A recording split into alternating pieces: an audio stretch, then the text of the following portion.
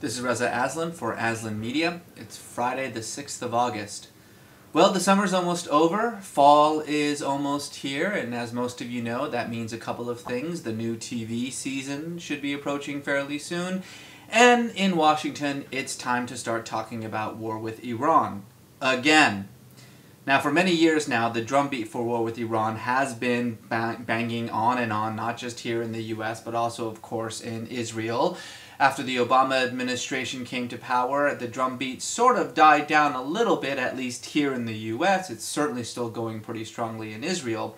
But when you had someone like Defense Secretary Robert Gates come out and say, quote, there is no military option in Iran, as he did early last year on Meet the Press, and when you have the Minister of Defense in Israel, Ehud Barak, coming out and essentially saying the same thing, that there is no military answer to Iran's nuclear ambitions, more or less you think that maybe, just maybe, people will now stop talking about it. But the exact opposite has occurred.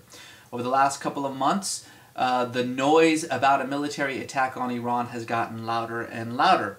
And now, as you know, a bill produced by the Republicans in the lower house of Congress, the House of Representatives, called H. Resolution 1553, endorses explicitly the, quote, right of Israel to attack Iran if it feels like it needs to.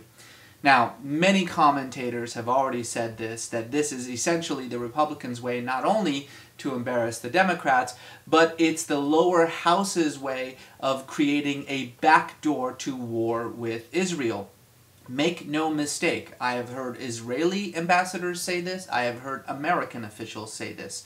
An Israeli attack on Iran will be seen, not just by Iran, but by the rest of the world, as an American attack on Iran. Why? Because it would be an American attack on Iran. Nevertheless, there is this sort of new way of thinking about this among certain circles in the United States, that it's not just Israel that wants America to attack Iran, but the Arabs want it too. You've heard this all over the news. The Arabs are so afraid of Iran. They're so afraid of Iran's nuclear program that they want us to actually attack Iran. They want us to take that country down. And if we don't, if Iran does develop nuclear weapons, well, you can surely bet that it's going to start a domino reaction. Everybody suddenly is going to want nuclear weapons now. Egypt will want them, Saudi will want them, Jordan will want them, etc., etc. An Iranian nuclear weapon will set off a chain reaction in which the entire Middle East, all of these other Arab countries, will insist also on having nuclear weapons. Let's think about this for a moment. First, the issue about the Arab desire for an American attack on Iran. It's true. If you talk to the leaders of the Arab world, if you talk to the despots in Egypt, Mubarak, or Abdullah in Jordan, or King Abdullah in Saudi Arabia, they will tell you absolutely they fear nothing more than an Iran with nuclear weapons, and they would very much welcome an American attack on Iran. Except that they don't speak for their populations. It's been known for quite some time now that these populations loathe their own leaders much more than they loathe America, and that an attack on Iran will be seen to these populations not as an attack on Persians or as an attack on Shia Muslims, but as yet another American attack on another Muslim country. Well, now we have the numbers to back it up. A good friend of mine, Shibli Telhami, has released a report in which he polled Arabs in a number of different states, and this is what he found. 77% of Arabs believe that Iran has a right to its nuclear program. That's actually up by 53% in 2009. Only about 20% say that Iran should be pressured to stop its nuclear program. That's down from 40%.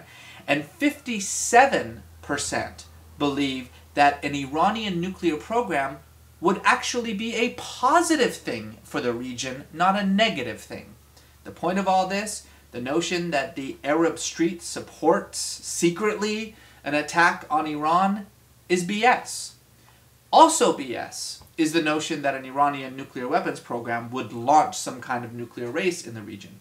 We're led to believe that countries like Egypt, like Saudi, like Jordan, like Syria, Countries that see Israel, a nuclear weapon state, as a sort of ideological enemy, have never bothered to build nuclear weapons in response to Israel, but if Iran has them, then suddenly they will build these weapons.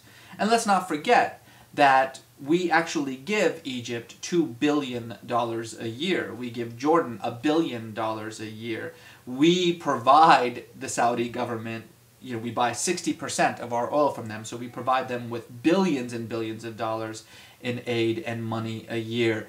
There is no chance that these countries will give up that money in order to build what would be ultimately a useless nuclear weapon. In other words, there is really no evidence that an Iranian nuclear program will create some sort of domino effect.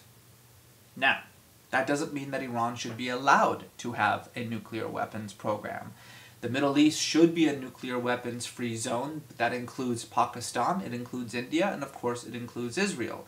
Indeed, we should get to the point where we have no nuclear weapons in the world, and any nuclear proliferation is bad for global security. But don't be fooled. The same people who made the argument about the growing threat of Iraq and its nuclear, biological, and chemical weapons program are the exact same people who are making that argument now about Iran. Now this goes beyond just the House of Representatives, which admittedly is a fetid cesspool of human waste, but this is now becoming a drumbeat throughout the country. Polls show that today, a majority of Americans, A, not only believe that Iran already has nuclear weapons, but B, believe that a military strike may be the best way to get rid of those weapons. Now, if this sounds like deja vu all over again with Iraq, there's a reason for that.